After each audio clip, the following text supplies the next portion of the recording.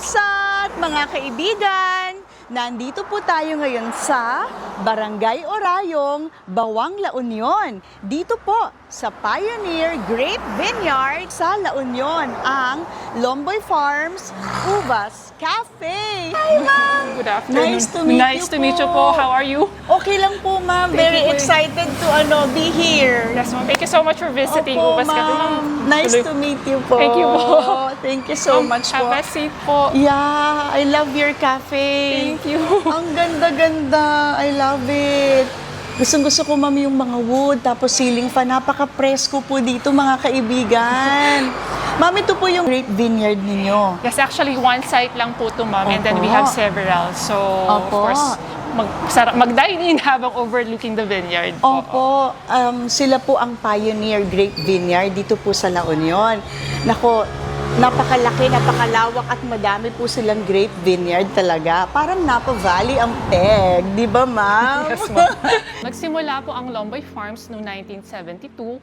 It was established by my father, Mr. Avelino A. Lomboy. He used to be a government employee. At the same time, farmer po talaga siya. So, siyempre sa hirap po ng buhay dati, nakapag-isip po siya ng paraan kung paano ba mapapalaki o madadagdagan yung income ng kanyang pamilya para matustusan po yung kanilang mga pangangailangan. So, sa isang pagkakataon, nung namasyal po siya sa Cebu, nakakita po siya ng mga backyard farms. At may tanim po silang mga ubas. Dinala po niya dito sa La Union ang mga cuttings po and nag-experiment po siya. So, from 1972 to 1974, nag-experiment po ang aking ama sa tamang pagpapalago o yung teknolohiya para sa ubas po. And then in 1974 po, nakapagpabunga siya. That was our first harvest po. And from then on, our farm, from a simple backyard farm, it grew to about 25 hectares po during the mid-80s po. It was both owned po at yung iba po, rinerentahan po namin.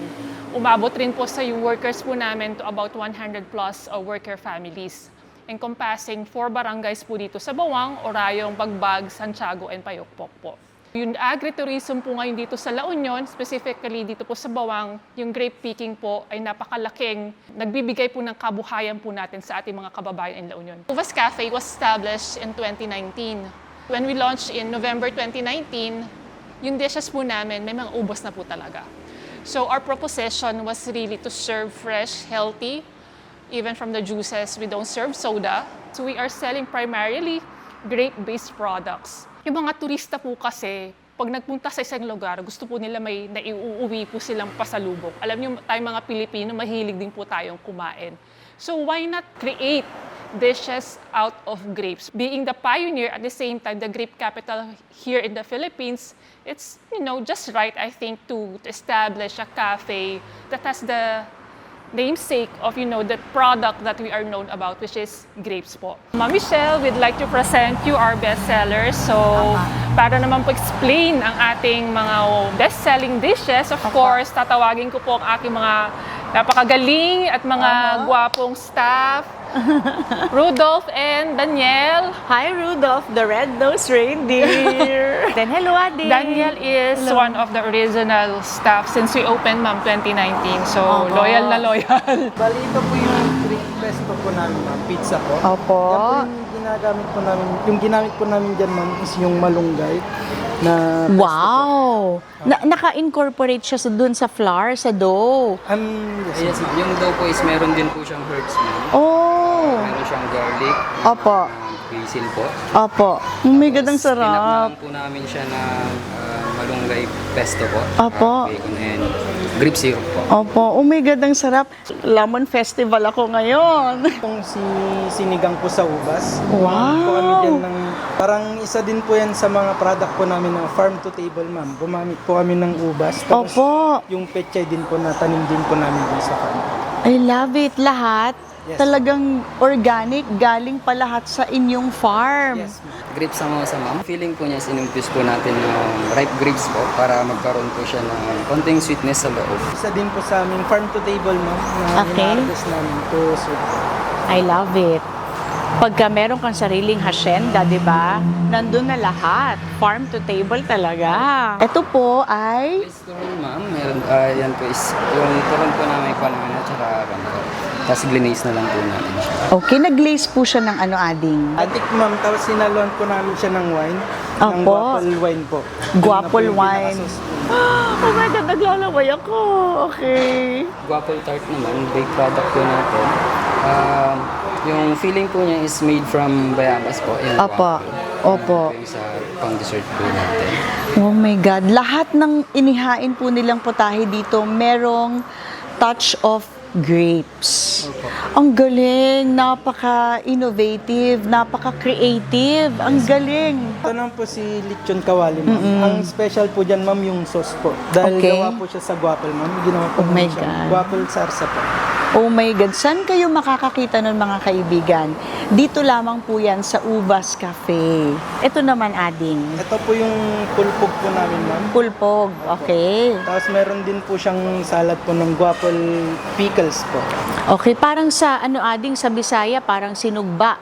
Parang ganon siya. So sa Ilocano po, Pulpog. pulpog. Ayan po mga kaibigan. Every season or every year, nagpapalit po kami. But of course, we have the Opo. best sellers that mainstays po talaga. Opo. Yes, ma'am. Ganda, ma'am. Sobrang ganda. Ma'am, please. Oo, go ahead. very proud ako na Ilocana po kami at nakakapag-create po sila, ma'am, ng ganitong kasasarap na dishes na nagmumula po sa ubas. I love it, ma'am. Thank you so much, Sobra. Ma'am Michelle. Opo, nakakabilib po kayo, ma'am. Sobra. Thank you. Opo. Ay, naku, halika, kain na po tayo. Okay, ma'am, titikman na po Ay, sige natin. po, ma'am. Go ahead, Ma'am Michelle. I'm very excited po. Unahin ko po yung pizza. Grabe, ang sarap. Actually, ma'am, this is our first. When we tried competing, I think this was the winner. Third place. It's out Grabe. of malunggay, Na-speechless ako. pesto. So it's all natural. And then we use the grape as glaze po. So medyo kakaiba siya if you want to be healthier than the regular pizza lovers po. Yung iced tea nila lasang langit. Oh my God, ma'am. Ma'am, bakit ngayon ko lang ito natikman? Kaya nga po, kailangan dumaan po kayo dito pag pupunta kayo ng La Union. Hindi pwedeng hindi kayo bababa dito sa Uvas Cafe. Iced tea palang lasang langit na. At saka ma'am, hindi siya tinipid. Lasang-lasa ko ma'am, yung lemongrass niya. Ito po ay lemongrass iced tea. Tama Yes, po ba ma'am and ang then we tawag? have extract of grape juice. Opo. Yung iba po, we also provide grape pieces po, yung mga nagre-request po. So talagang all natural. Kaya pala mas lalong ang sarap kasi may ubas din siya. Yes, Ma'am, ma'am. nakakabaliw ka. Nababaliw ako sa sarap. Oh my God, ma'am, grabe. Ito naman pong samosa. Yung offering po namin yan, ma'am, minsan we have a staff, marunong po siyang mag-bake, experiment. So, ako rin po nag-culinary. So, nag-isip po kami anong pwede bang i-offer pa sa ating mga guests as well as yung mga nagpapa-cater po. So, something different, fusion then with Asian cuisine, or at least iba naman sa mga usual na na-offer po locally. Ma'am, alam mo, syempre medyo kahit papano nakapag-around the world na din tayo. Wala po akong natikman sa kahit na ibang anong parte ng ibang mundo yung lasa ng glaze ninyo. Thank you so much po. Of course, may secret ingredient po ng pagmamahal. Ang Uvas Cafe po dyan. Ma'am, ano po yung nag-inspire sa inyo para makapag-create po kayo ng mga lasang langit na mga dishes na ganito, ma'am?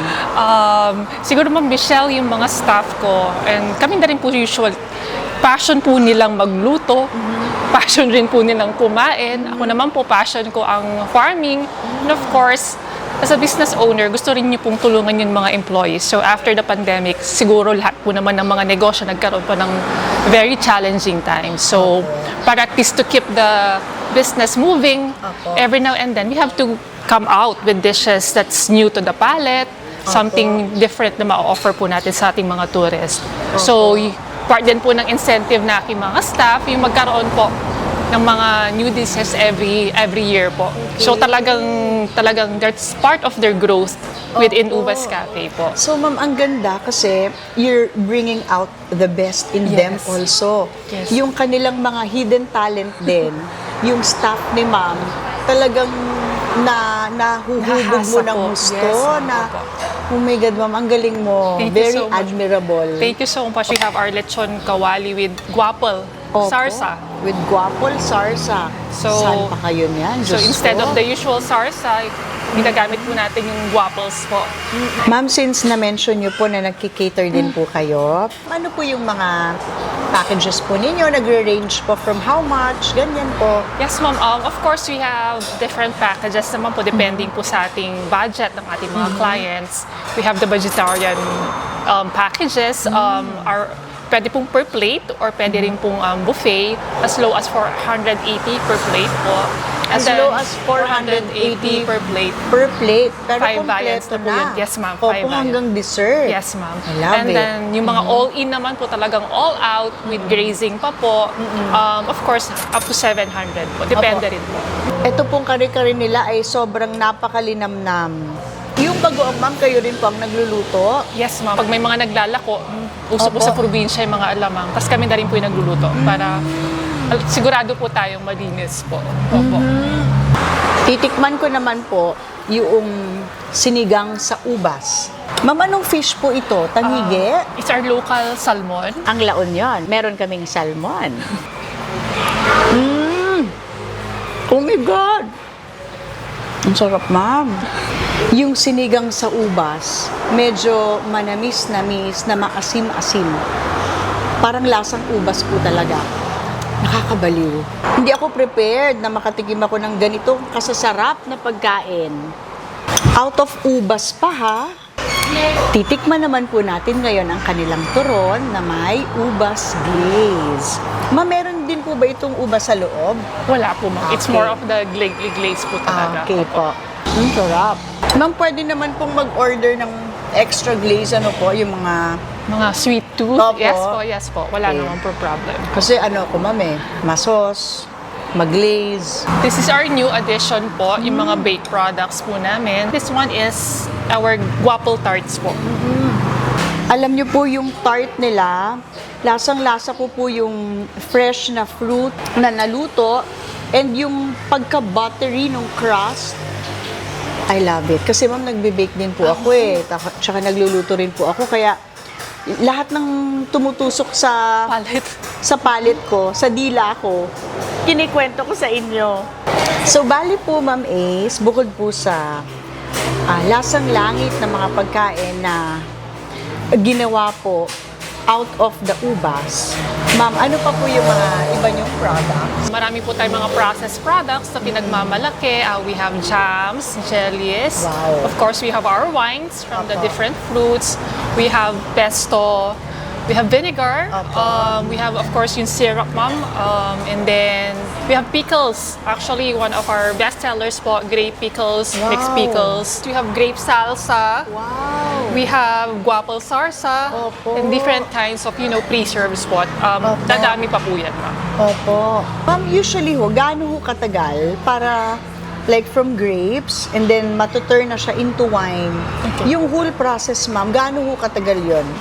Ma'am, the minimum po is I think 1 year. Okay. Pero sabi nga nila, habang tumatagal ang alak, mas Opo. sumasarap po. Opo. So habang na-age po siya ng mas matagal, mas nagiging bold po yung flavor. Pero sometimes po, like for our best sellers, talagang minimum 1 year po kasi talagang hinahanap-hanap po siya. Opo. So kailangan po namin magdabas po talaga ng wines po. Opo. Wow! Most of the raw mats or the fruits na ginagamit natin sa wines natin, galing na po dito sa farm ng around Bawang po. Iba't ibang variety po kasi to, 12 variety of fruits or tropical fruits po. Meron din kaming coffee wine if you want po. We have also yung tablea. And then mango, kung gusto nyo rin po ng medyo tropical po talaga.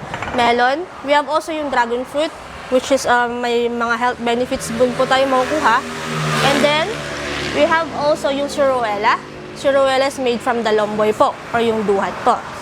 And then, Bora Negra, made from mulberry farm po din namin ng Lomboy Farms. At alam niyo po ba, bago kayo bumili ng wine, pwede niyo rin po munang tikman.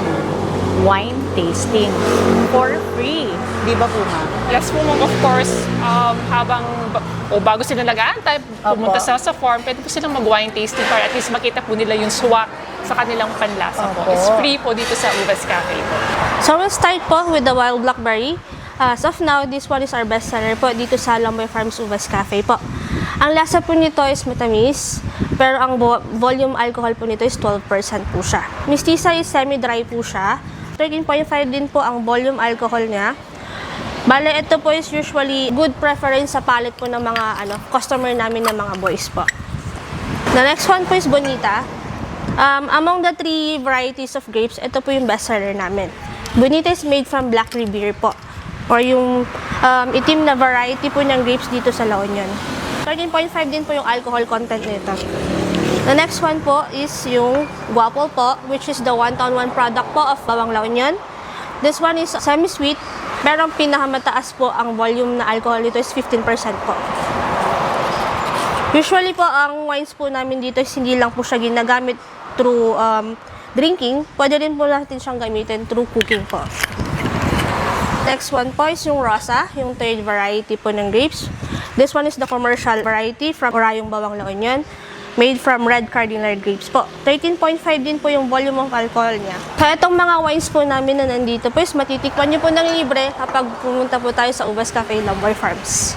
So ma'am, nagre-range po from how much yung wine ninyo, yung magkano yung pinaka-mura, magkano rin po yung pinakamahal? Okay, our prices range from 340 ma'am to up to 400, and then we offer 10% discount per dozen po. So yung mga nagbabulk Opo. orders po, may discount po tayo. Wow, ang mura lang ha. Grabe, sa ganito kasarap na produkto, very affordable po siya for its premium quality, talagang high quality. Our cafe is open daily from 7 a.m. till 5 p.m. And then for the grape picking, we're open, of course, all year round. Don't forget to visit us here at Lomboy Farms and Uvas Cafe and have the grapest adventure of your life here in Bawang La Union.